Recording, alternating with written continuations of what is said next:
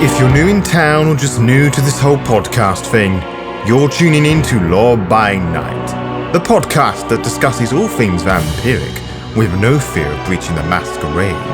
In this episode, we shall review Vampire the Masquerade 20th Anniversary Edition, as I present my thoughts and opinions on its presentation and mechanics to help you better decide whether this is the game for you and whether I think it is better or worse than V5.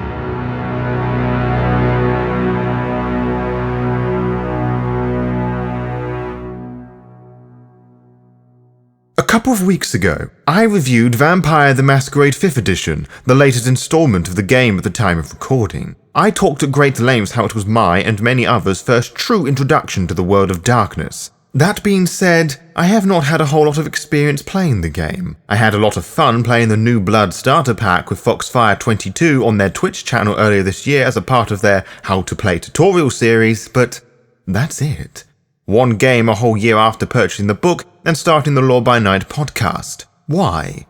Because the groups and individuals I would advertise my desire to play VTM were, for the most part, not all that interested in V5. Most of these were interested in the previous edition of Vampire the Masquerade, Vampire the Masquerade 20th Anniversary Edition, or V20 to use its shorthand. About a year ago, the stars would align and I was able to virtually meet up with some folks on a Facebook page for a game of Vampire the Masquerade. It was going to be a V20 game and was meant to be a 4-session game set in Paris, which, upon further reflection, ended up being a barely adequate and highly disappointing one-shot. In any case, I would purchase a physical copy of V20, which excited me for two reasons. I would be able to finally play a game of Vampire the Masquerade, and I was able to learn about these clans that were barely mentioned in V5, in addition to learning about a whole host of smaller clans, called Bloodlines, that I had no idea existed. These harbingers of skulls look like aristocratic zombies, I went. Whoa! Gargoyles are real in this game? I practically squealed with joy when I saw this. The fuck is a myriad? I chuckled.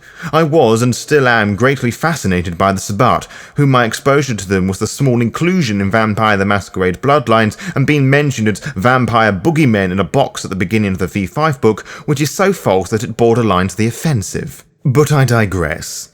I have played more games of V20 and have watched actual plays of it on YouTube, most of which can be found on the Caffeinated Conquest's YouTube and Twitch channels, which you should check out after this review. So with the perspectives of both a new and experienced player, I feel I am somewhat entitled to give you a decent review of this game, whether you are debating whether to purchasing the book or you already own the book and want to know what I think of it, whilst directly comparing it to V5, as I am fairly certain many players will purchase V20 having tried V5 for some time, or vice versa. So, with regards as to how I run my book reviews, here are the rules. I will explore snippets of the lore, mechanics and rules found within the tome. I will look as to how they are presented and easily they are conveyed to new and old players alike. As this is a review written and presented by me, all thoughts and opinions are my own, so if you disagree with something I have said, that is totally fine.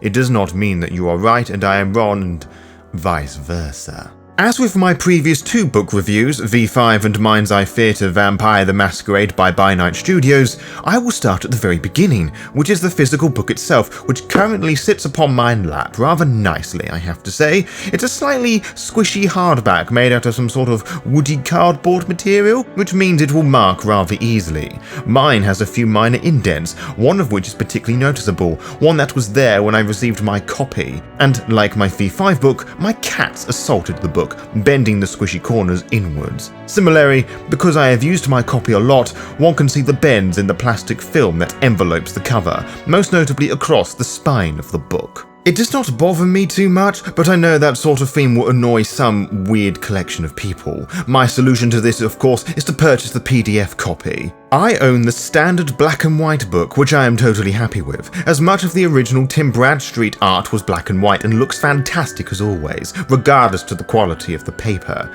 I love most of the artwork in this book, even though some of it's clearly meant to be in colour. That said, I find most of the art done for the clans to be too cartoonish for my personal liking, despite the effectiveness of portraying the clan stereotypes. And having seen the coloured variants of said artwork, the choice of colours are often garish.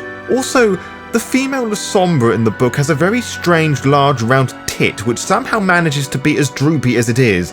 It is just odd to look at, not that I have spent a lot of time looking, that is. I can only hope that it was something that was rushed last minute, because that is by no means an authentic breast, whether it is meant to be artificial or not. When compared to V5, the pages, like the covers, are much lighter and thinner than that of V5, which of course means that V5 isn't lighter than V20, despite V20 having 100 pages more than V5. I believe the leather-bound version of V20 has a similar glossy page feel to that of V5. The leather-bound V20 is also in colour, and I also believe that is the deluxe edition of the book. Or is it the limited edition of the book? My memory fails me there.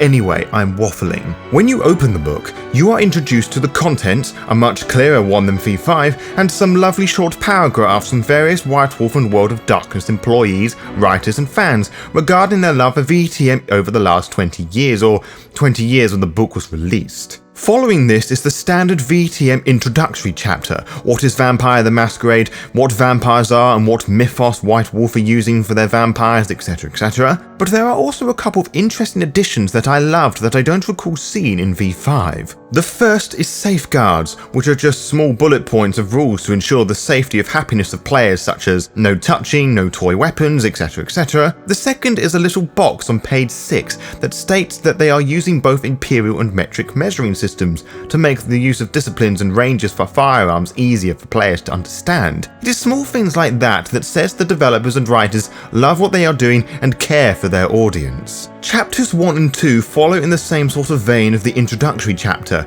introducing the player to the concept of the sects, generations, and the 13 clans that rule the underbellies of the modern knights. I won't explore the lore too much here, as I have done many podcast episodes doing this in great detail already, but I will say that the writing here is fantastic, as it provided a fantastic guide when I was doing my research of the sect laws, the Sabbat in particular, for the reasons I mentioned previously. As someone who came into Vampire the Masquerade through Vampire the Masquerade Bloodlines in V5, I can remember reading the pages on the Sword of Cain, the Sabbat, with great fascination, slowly realizing that they are not the deranged monsters that Bloodlines and the fanbase often make them out to be, but a highly structured, ritualistic cult that takes a lot of influence from the Catholic Church, acting as a parallel to the Camarilla, be it in its own dark and macabre way. The misconception probably lied with the Sabbat following the path of enlightenment rather than sticking to the roads of humanitas, the path of humanity, which is an interesting conversation for another time. I also had an interesting time learning about the Ravnos, Giovanni, followers of Set, and Assamites, who were once their own independent sects who are barely mentioned in the V5 core book. Chapter 2 also gives a complete breakdown about the 13 clans players can choose to play as the presentation and writing of which is remarkably different to that of V5. Each clan has their own 2 pages rather than the 4 or so in V5. That does not mean there is less information about the clans in V20 than there is in V5. I'd wager there is more available, as not only you are given this sort of helpful and inspiring descriptions, but you are given helpful advice on the sort of havens they may keep, the sort of backgrounds they may have as a kindred and had had as a mortal. You are also given suggestions as where you should assign points for the stereotypical kindred, in addition to how a stereotypical kindred would view members of other clans. As helpful as this is for new players and old, sticking to stereotypes can be a terribly dangerous and bad idea, especially for those who want to play as a member of Clan Malkavian. My one complaint with regards to the layout of the book up until this point is that the following chapter is not the Bloodline Clans variant chapter, which is actually chapter 10. The Bloodline discipline and clan-specific sorceries are not part of the discipline chapter. Whilst I can understand separating these obscure variants and bloodlines up like this, I do not think it was needed to segregate them by wedging 8 chapters between them. Chapter 3 is all about the character creation process, which I have covered in great detail already on my podcast episode regarding V20 character creation. Even without listening to the episode in question, it is a fairly straightforward process, one that is always fun to do beyond the initial excitement of making a new character concept. One thing that might baffle players is the natures and demeanors, simply because of how many of them there are and how tricky it can be for a player to keep an eye on them, in addition for a storyteller to remember multiple archetypes. On a related note, the many merits and flaws hidden in the appendix chapter players can choose from always manage to inspire me if I am struggling to come up with the character concepts, even if the sheer amount of them overwhelmed me at a first glance. This is why I recommend folks to read a new core book 3 times back to back with no skipping pages or chapters,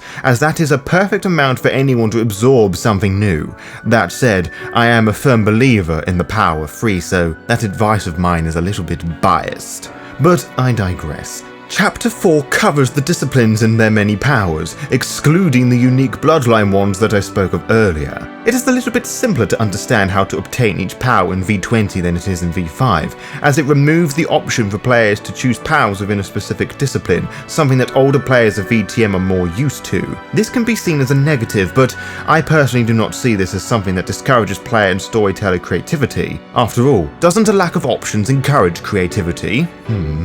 That said, one cannot avoid discussing the initially confusing necromancy, cultonic sorcery, and thaumaturgy disciplines, 3 magic-based disciplines with many different paths for characters to learn and master, each one with a slightly different mechanic to which resource they use, be it willpower, blood points, or both. This is a small hurdle for players to overcome, however, and not as complex as others may make out, but that of course is just my opinion. The following 2 chapters are all about the rules and mechanics of the game, arguably the most important chapters of the book. Without going too in-depth about what it contains, because then it will start getting really dry and boring, you will find many in-game mechanics in this chapter, such as what various dice results mean and how players can initiate things like Vinculum, Blood Bonds, and Diablerie, all of which are very clear and engaging to me. The main fault I had with this chapter upon my first reading is that quite a lot of this information isn't really needed for a lot of players, such as the 4 to 6 pages and what felt like hundreds of dice roll combinations, information I believe should belong with the storytelling chapter. I also feel that realistically, a lot of this information is just disregarded, as not only a lot of combinations can be considered common sense, but the encouragement of the golden rule, placing narrative over rules and systems, would mean that such suggestions would go down the shitter pretty quickly, and if you think that is a downer, I don't think VTM is a game for you. Sorry, amigo. Chapter 6 also covers the delicate issue of how players should approach characters with derangements, a pivotal part of character creation for Malkavian characters and possibly harbinger of Skull characters. Similarly, the effects of drugs and poisons on Kindred are described. All 3 of these things are done with care and delicacy, constantly reminding the player to show respect to other players. Whether these sort of conversations were present in previous books, I do not know at the time of recording, but regardless as to whether it did or not, I admired the writers and developers wanting to include these themes in the writing and doing so in a delicate manner.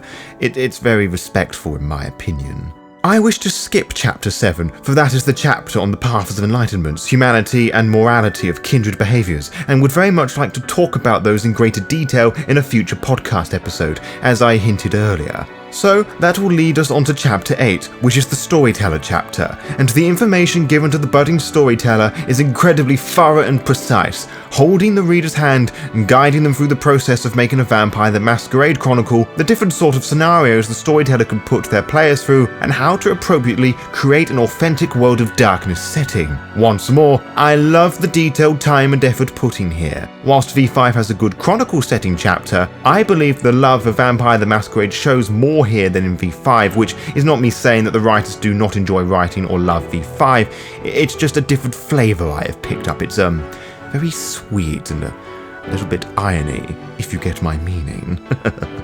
Chapter 9 is really a continuation of that, providing the various enemies of Kindred, be it mortal or otherwise, filled with small snippets of the lore of each to inspire storytellers and possibly players for creating characters. If I were to be super picky, including the likes of werewolves and fae in these books is really a ploy on the writer's part to get the readers and players of Vampire the Masquerade to try and buy the other games to allow them to use said denizens of the night more authentically, rather than guess and using the established equivalent disciplines. The last thing I wish to explore is the appendix, specifically the ghoul and revenant character creation I have discussed in great detail in a previous podcast episode. The future sourcebook, the aptly named V20 Ghouls and Revenants, explains the creation process a little better than it does in V20. There is also a slight contradiction as to how experience points can be spent by 1 digit. It is one of the few spelling errors and inconsistencies I could find. That said, I wasn't looking particularly hard. In case you couldn't tell,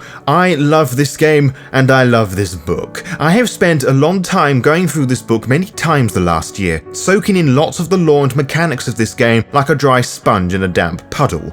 I feel that I have spent a long time going through this book with a serious, unbiased eye and mind I could find very little to fault. Yes, there are some typos. Yes, potence, fortitude and celerity are all exceptionally broken, and some of the chapters could have gone in different places. Yes, the rules chapter can give new players headaches, but I feel by this point I am splitting hairs so I can sound like a half-decent critic. Vampire the Masquerade 20th Anniversary Edition provides a brilliantly clean slate for players who are not only new to Vampire the Masquerade, but to older players who are just as confused with what's going on. For example, it reinstates the Assamite clan having their blood curse lifted, but also provides the mechanics for the player who may want to play an Assamite with their blood curse. V20 also presents many clan variants to address different lore points, such as Malkavians that had the dominate discipline over dementation. Whilst you can easily play a game of Vampire the Masquerade 5th edition with just the core book, V20 has that glorious advantage of actually being complete, providing freedom and creativity for players